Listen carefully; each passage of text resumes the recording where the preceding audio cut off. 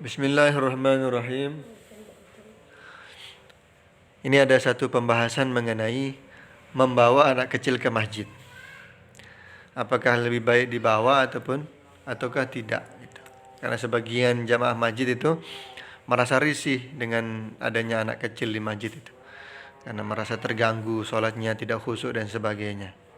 Bahkan arahnya itu ada yang sampai memarahi, memukul, bahkan mengusir.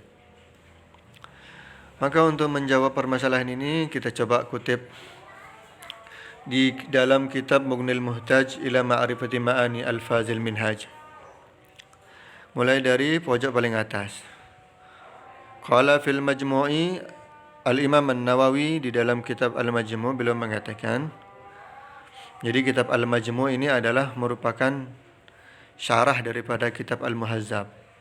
Kitab Al-Muhazzab ini kitab fikih mazhab Syafi'i yang disusun oleh Al-Imam Asy-Syirazi.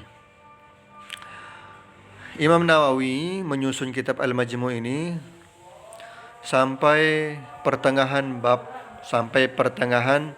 riba. Kemudian akhirnya beliau dipanggil oleh Allah, enggak sempat untuk melanjutkan syarah Muhazzab ini. Kemudian menurut riwayat dilanjutkan oleh Al-Imam Taqiyuddin As-Subki sampai bab jual beli, bab buyuk. Kemudian begitu juga Imam Taqiyuddin As-Subki beliau wafat, enggak sempat melanjutkan lagi. Akhirnya dilanjutkan oleh Syekh Muhammad Najib Al-Mut'i.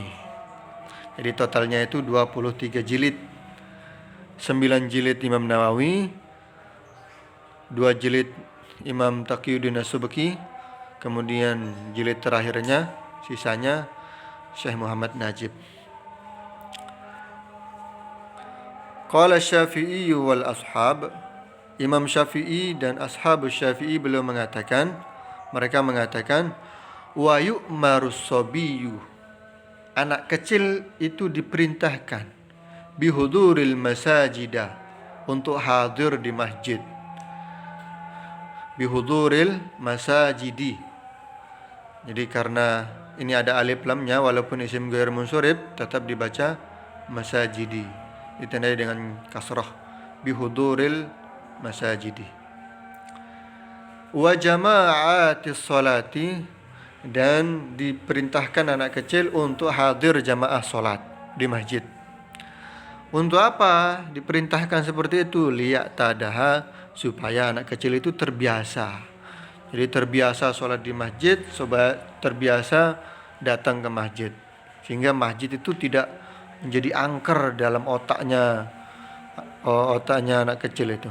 Kalau sering diusir, bahkan dipukul, bahkan dimarah-marahi, akhirnya anak itu trauma ke masjid. Akhirnya sampai dewasa nggak pernah ke masjid lagi, gara-gara diusir. Pikiran mereka itu masjid itu tempat terlarang yang harus dijauhi, seperti itu. Maka ini pendapatnya Imam Syafi'i dan ashabus Syafi'i ini perlu didengar ya, supaya kita ini ada perenungan kalau kita ini mau memarahi anak di masjid itu, bahkan kalau mengusir. Jadi Imam Syafi'i dan ashabus Syafi'i mengatakan bahkan diperintahkan anak itu untuk udah hadir ke masjid. Seperti itu. Jadi kalau kita ini hanya beralasan karena anak itu ribut sehingga sholat kita tidak khusyuk, itu saya kira hanya alasan belaka saja. Sebenarnya kita ini walaupun dalam keadaan tenang, tidak ada yang ribut, kita pun mungkin belum bisa khusyuk gitu, belum bisa khusyuk. Kita masih pikir sana, pikir dunia kita, pikir perdagangan, pikir uang, pikir macam-macam. Jadi alasan itu hanya alasan-alasan yang hanya alasan saja. Maka ada satu cerita. Suatu ketika, ini ceritanya Qais yang tergila-gila dengan Laila. Suatu ketika Qais ini melihat anjingnya Laila. Saking cintanya kepada Laila, kemanapun anjing tersebut dia ikuti terus.